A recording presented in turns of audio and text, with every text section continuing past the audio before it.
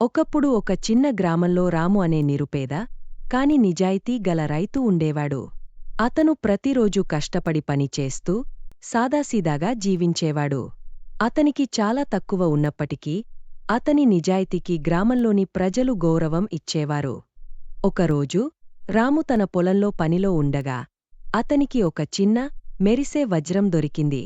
అటువంటి వజ్రాన్ని ఎప్పుడూ చూడలేదు. ఒక క్షణం పాటు రాము ఆ వజ్రాన్ని ఉంచుకుని దానిని అమ్ముకుని ధనవంతుడు కావాలనుకున్నాడు. కాని అతని మనస్సు అతనికి నిజాయితీ సంశించడం కొరకు గుర్తు చేసింది. రాము ఆ వజ్రాన్ని రాజుకి తీసుకెళ్లాలని నిర్ణయించుకున్నాడు. రాజు సత్యనిష్ఠులైన వ్యక్తులను బహుమతించేవాడు.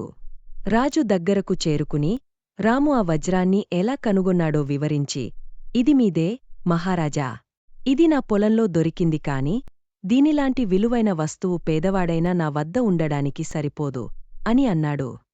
రాజు రాముని నిజాయితీకి ఆశ్చర్యపడి, "నువ్వు ఈ వజ్రాన్ని నీ దగ్గర ఉంచుకుని ఉండవచ్చు, కాని నీ నిజాయితీ దీన్ని ఇక్కడకు తీసుకొచ్చింది. నీ నిజాయితీకి బహుమతిగా ఈ వజ్రాన్ని నీకు ఇచ్చి నీ జీవనం మెరుగుపరచడానికి ఒక సారవంతమైన భూమిని కూడా ఇస్తాను" అని అన్నాడు. రాజుకు కృతజ్ఞతతో రాము కన్నీళ్లు పెట్టుకున్నాడు.